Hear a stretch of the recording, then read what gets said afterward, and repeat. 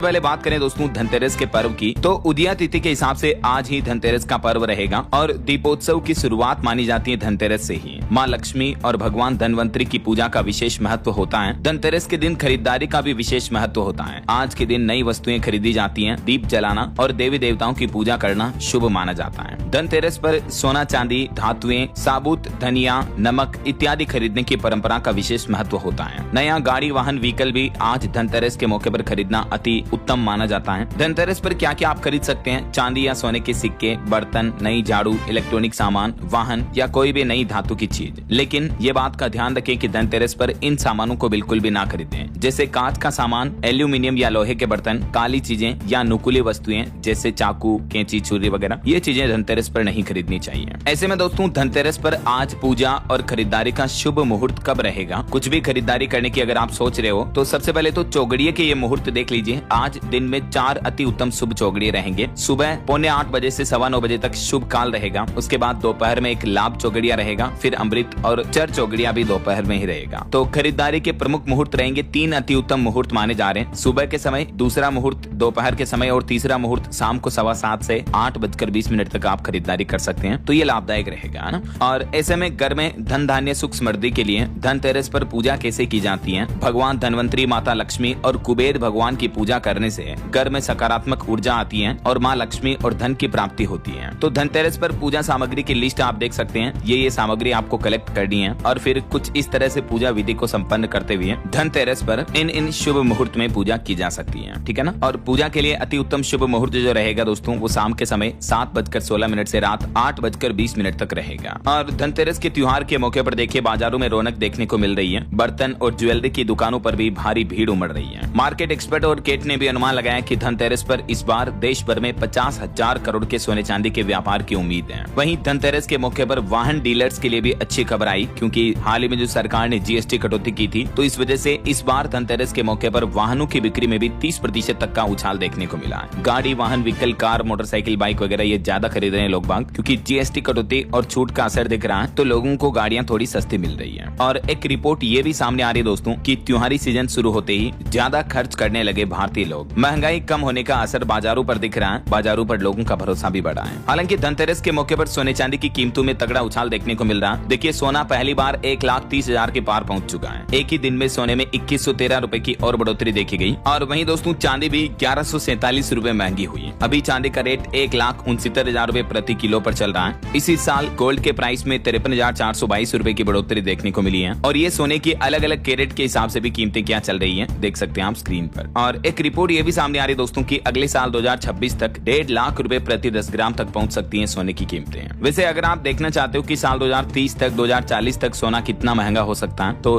देखिए चैनल को देखिए, बेल आइकन जरूर दबा देना। रोजाना ऐसी इन्फॉर्मेटिव जानकारियां, महत्वपूर्ण समाचार, धनतेरस के त्योहार की ढेर सारी हार्दिक शुभकामनाएं और हैप्पी दिवाली इन एडवांस। माँ लक्ष्मी की कृपा हमेशा आपके जीवन पर, आपके घर परिवार पर बनी रहे। आपका बटुआ, आपकी तिजोरी हमेशा भरी रहे। भगवान धनवंतरी और कुबेर महाराज का आशीर्वाद आपके जीवन को हमेशा खुश रखे। इन्हीं शुभ मंगल कामनाओं के साथ दोस्तों विदा लेना चाहूंगा मैं। ख्याल रखिएगा अपने आप का, अपने परिवार का। मिले